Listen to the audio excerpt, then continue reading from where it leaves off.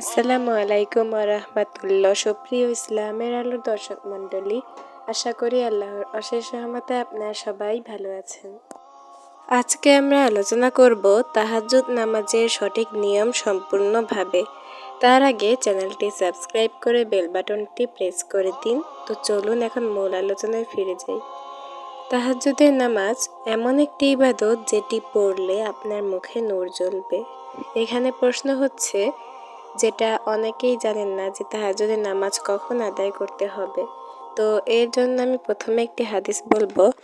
হযরত আয়েশা রাদিয়াল্লাহু তাআলা আনহা বলেছেন, রাসূল সাল্লাল্লাহু আলাইহি সাল্লাম প্রথম অংশে ঘুমাতেন এবং রাতের শেষ অংশে জেগে উঠে তাহাজ্জুদের সালাত আদায় করতেন। সহিহ বুখারী হাদিস নম্বর 1080। এই হাদিস দ্বারা বোঝাই যাচ্ছে যে রাসূল সাল্লাল্লাহু আলাইহি সাল্লাম রাতে ঘুমাতেন এবং শেষ রাতে উঠে তাহাজ্জুদের সালাত আদায় করতেন। রাতের শেষ তৃতীয়াংশ হতে বোঝা যায় মাগরিব হতে ফজর পর্যন্ত একটি রাত। এ সময়কে তিনটি ভাগে ভাগ করা হয়েছে। প্রথম দুই ভাগে অতিক্রম করার পর শেষ ভাগে যে সময়টুকু থাকে উক্ত সময়কে রাতের শেষ তৃতীয়াংশ বলা হয়। আর এই সময়টি হচ্ছে তাহাজ্জুদ সালাত আদায় করার সর্বশ্রেষ্ঠ সময়। সেটা হতে পারে রাত 2টা থেকে 3টার মধ্যে।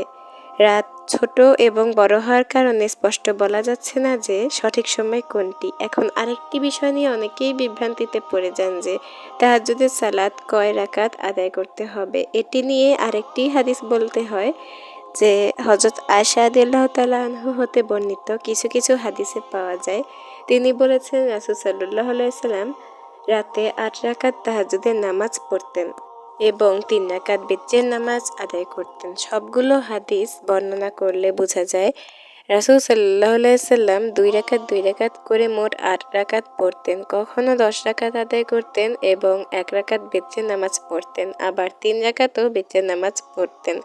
মোট 11 রাকাত পূর্ণ করতেন। কিন্তু কিছু বর্ণনায় দেখা যায় 8 রাকাত করা সুন্নাত। এই ব্যাপারে বোঝা যায় যে 8 রাকাতের উপরে বেশি জোর দেয়া হয়েছে। আপনার সুন্নাত অনুযায়ী যদি পড়তে চান তাহলে 2 রাকাত করে মোট 8 রাকাত পড়তে হবে। রাসূল সাল্লাল্লাহু আলাইহি সাল্লাম একটি হাদিসে রয়েছে, নবী সাল্লাল্লাহু আলাইহি সাল্লাম বলেছেন 2 রাকাত করে আদায় করতে থাকবে। যখন ফজরের আশঙ্কা করতে হবে তখন বিতরের নামাজ পড়ে শেষ করে দিবে। অর্থাৎ 2 রাকাত করে যত খুশি পড়তে পারবেন সে সুযোগও রয়েছে। এই দুটোই সুন্নত। তাহাজ্জুদের নামাজ জামাতবদ্ধভাবে আদায় করা যাবে কিনা বা স্বামী স্ত্রী একসাথে পড়তে পারবেন কিনা, এটা নিয়েও কিন্তু অনেকে বিভ্রান্তিতে পড়েন। এর উত্তর হচ্ছে তাহাজ্জুদের সালাত জামাতের সাথে পড়া যাবে। স্বামী স্ত্রী তাহাজ্জুদের নামাজ একসাথে পড়তে চাইলে অবশ্যই জামাতে ইমামতি করতে হবে স্বামীকে এবং স্ত্রী পিছনে দাঁড়াবে। পাশাপাশি দাঁড়িয়ে আদায় করা যাবে না, এতে কিন্তু নামাজে মনোযোগ থাকে না। এবং তাহাজ্জুদের নামাজে আলোবাতি জ্বালিয়ে নামাজ পড়া যাবে কিনা বা নিভিয়ে পড়া যাবে কিনা, এটির উত্তর হচ্ছে গভীর রাতে যেহেতু নামাজ আদায় করতে হয় সেহেতু আলো নিভিয়ে অন্ধকারেও কিন্তু এটা পড়া ভালো। যদি ভয় লাগে তাহলে বাতি জ্বালিয়েও পড়তে পারেন, এতে কোনো নিষেধাজ্ঞা নেই। কিন্তু এতে পাওয়ারওয়ালা বা 2-3টি লাইট জ্বালিয়ে এতটা উজ্জ্বল করবেন না যে এভাবে করে পড়াও কিন্তু যাবে না, যাতে আপনার এত আলো হয় যেন আপনি তাকাতেই না পারেন বা এমন কিছু হয়, তাহলে কিন্তু এভাবে করা যাবে না। আর অন্ধকারে এতটা অন্ধকার করবেন না যেন আপনার হাত পাও দেখা না যায়, এমনও করবেন না। দুটোই মিডিয়াম রাখবেন।